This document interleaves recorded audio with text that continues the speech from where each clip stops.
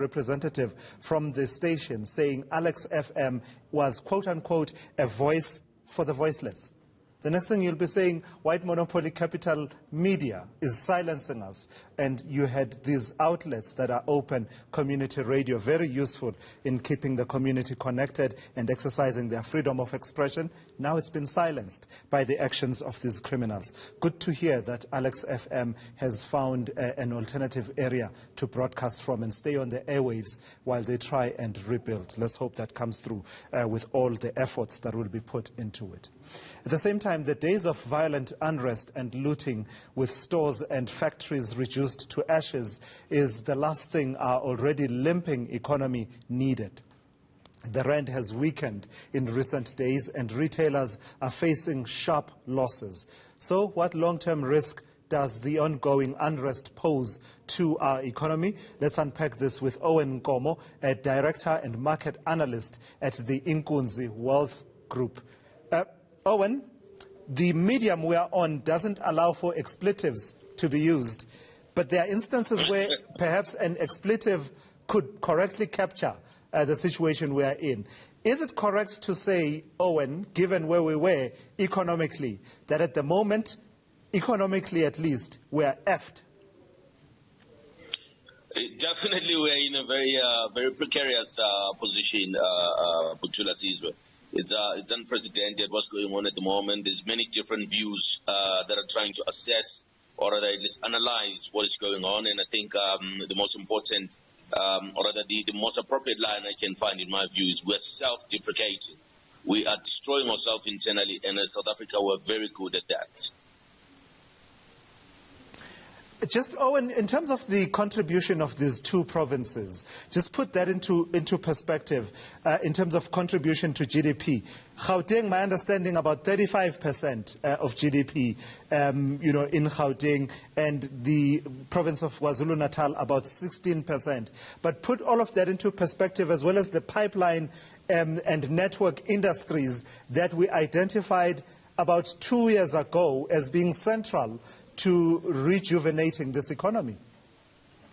Yes, most definitely. Both provinces very big contributors to the total national GDP. The N3 route coming from the coast in Durban, coming inland, doing distributions to the rest of the country and indeed to the rest of the continent. Thulasizwe, you can just estimate that billions and billions of rands are being lost, and we're not talking about the amount of damage that's been done in both provinces as well. Shopping malls, and in some cases, some hospitals being burnt down, buildings being burnt down, and vehicles being burnt down, lots of property being damaged, amounting to many billions, which even SASRIA cannot actually cover with the resources they have, unless they have to start onlaying or rather triggering the onlaid risk to the other insurers. Definitely, there's a lot of gaps that are being created here, Thulasizwe.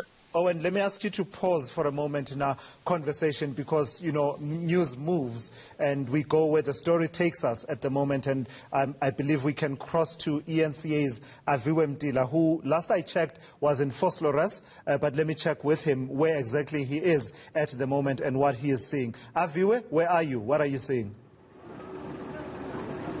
Inside the Criminality Mall in Thulasizwe, where a minute ago the taxi drivers, the Katlehong People's Taxi Association, were beating up some of the looters. They were sticking them, and then they were taken into that EMPD van, their police van. But just moments ago, also some 5 minutes ago, some of the leadership of the African National Congress has arrived here. That includes the national chairperson, Gwede Mantashe, as well as the ANC spokesperson, Pulemabe, accompanied by the acting mayor in Ekurhuleni. We're going to try and move towards them just to get a better understanding of why they're visiting here. I see Pulemabe is here as well as the national chairperson, Mdomkhulu. Thank you.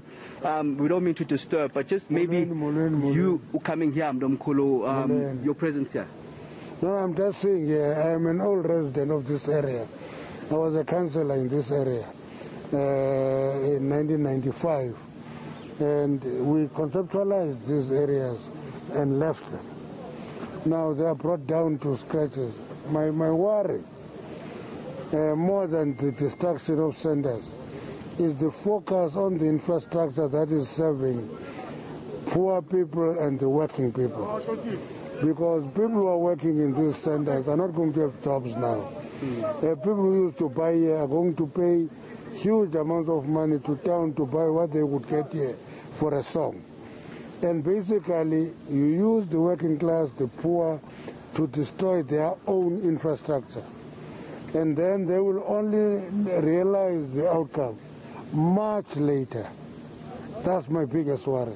And I'm sure you've seen, as you drive in here, a lot of community residents, hundreds of them, essentially waiting on the outskirts of the mall, waiting to move in once more as they've overpowered the police yesterday. The Gauteng Premier said yesterday that the economy is on a standstill. Is this not a state of emergency? I think the state of disaster is strong enough to manage the situation. It is up to the people who are managing the people to deploy forces to the right places at the right time. Shouldn't you have come a bit earlier on as leadership of the African National Congress to talk to the community? The issue is that the leadership of the ANC is going to all the areas. Then we're here. Yesterday there were teams that were here. I'm here today. I was somewhere else yesterday. Others in Soweto today. They were in Alex yesterday. Others in Alex today. That's what the ANC is doing.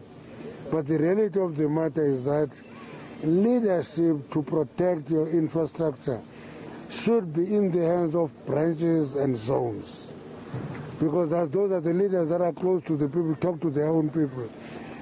You will see that this crisis has not spilled over to the 7 other provinces. Not because of the police and the soldiers, but because of the structures that talk to people directly and say, no, not our infrastructure. Please don't come in here. If it can be widespread, it will not spread. In the talks within the party, how soon will this situation be resolved?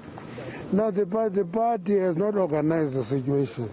So you don't put time frames on issues that you have not organized. But you are the governing party. No, we're the governing party, but there is something called government. Now, that's why when you talk of the deployment of soldiers, I advise generals, can you invite Minister Nopsvuma Pisangakula? When you talk of intelligence, say, please talk to Ayanda Dlodlo. Police talk to Bheki Cele, because governance has the authority and the power and the forces to deal with the situation. The ANC may have the political will, but that political will not backed by the forces is not going to work much. And just seeing all of this as it play out, some of it in the name of the former president, going forward, what image will this make for the party? Now the issue is that if they use the name of former President Zuma for thugs to execute their own plans, I will see the difference. I can tell you that banning shopping complexes has nothing to do with Zuma. It has everything with thugs. It has everything with thugs who want to loot and reach themselves quick, use the opportunity to steal. It has nothing to do with Zuma. I worked with him for 10 years as secretary to him. And I know this destruction has nothing to do with Zuma. I'm not standing in for him, but I'm saying we must make the distinction between politics and thuggery. And then earlier on in the week, the KZN Premier made suggestion that President Cyril Ramaphosa should pardon former President Jacob Zuma. Are those talks in the top 6? That is premature at this point in time. You don't talk of pardons in the middle of a crisis. It's not done. It's the worst thing you can do. You try to round up thugs. You bring things to normality. Then people who want to initiate those talks can initiate those talks. But you don't do that in the middle of a crisis. Because in conflict situation, there is a term that is normally used loosely called blinking. You don't blink in the middle of a crisis. Okay, that is the national chairperson of the African National Congress, Gwede Mantashe, just arriving at the Chris Hani mall here, where there's been looting for at least the last 2 days. The whole entire mall ransacked at this moment, accompanied by the acting mayor of Ekurhuleni and the spokesperson of the ANC, Pule Mabe. Sure, those were strong words towards the end there, Aviwe, where Gwede Mantashe says you don't blink in the middle of a crisis. The talk of a pardon for former President Jacob Zuma, according to Gwede Mantashe, is premature. You can't be talking about that in the midst of a crisis. But also insisting that this has nothing to do with Zuma, says Gwede Mantashe, the national chairperson of the ANC, one of its top 6 leaders, saying that this has everything to do with thugs. We must make a distinction between politics and thuggery. So that debate goes on then about, whether there's still a connection between the initial seed, there was the seed of protest and grievance around the imprisonment of former President Jacob Zuma, and what we are seeing now. Is the seed linked to the fruits that we are seeing at the moment, or was another seed planted along the way, a seed of criminality that has nothing to do with the original seed that was planted around the grievances around former President Zuma? Let me take you back to Owen Nkomo, who is the Director and Market Analyst at Inkunzi Wealth Group. Owen, thank you for your patience while we were concluding there with Aviwe Mtila in Vosloorus. The question I want to ask you is, you have areas where, people are just now starting to get concerned about supply of goods to the shelves, right? The quickest evidence that I've seen in some of the places I've visited is the issue of availability of bread that sort of evidences that actually something has happened to the supply chain. What are some of the worries for you in terms of the supply chains, bread, fuel, etc., and how dire is it likely to be in the coming weeks? I certainly think that the longer these riots and looting continues, the more desperate the situation will be. You can't supply some of these goods that have been looted out of these shops. You can't send trucks into these hotspots around the country because they're going to get looted unless there's a heavy hand from the police and unless there's a heavy hand from the security services in the country. I continue to expect that there will be more violent looting that happens. People are hungry. I don't know if we've got this many thousands of thugs in the country. I do think that the big bulk of people out there are people that are unemployed and at the same time they're starving and etc. They're just taking advantage of this opportunity that's been created by the people that have incited this violence, which certainly is also a wrong thing, Thulasizwe. I expect that there's going to be disruption, like you're saying, in fuel. You can't get trucks from the coast to come inland. It's going to be very desperate over the coming weeks if we don't quell the situation right away. And I do think that the president, in my humble view, needs to honestly be more visible given the nature of the violence we're experiencing at the moment. And I don't think the president is visible enough. What would more visible look like for you? I mean, I think we need if you take, for example, the last family meeting, which I think, frankly, we should stop calling it a family meeting. It's a family teaching, because he talks, we listen. We never get a chance to ask the president. He just spoke, his mood was just so, it didn't show that this is an emergency, and he was being forceful. He was telling people to stop what they were doing. He's going to send the army out there to control the situation.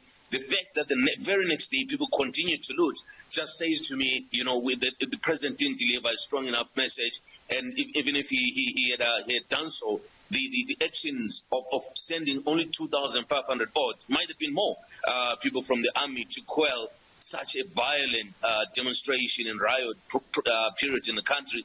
It leaves a lot to be questioned, in my humble view, about how the leadership has taken control of this situation, Thulasizwe. I would expect the president and his ministers to be out there on the ground, talking to the people, trying to convince them that this is not the way to go.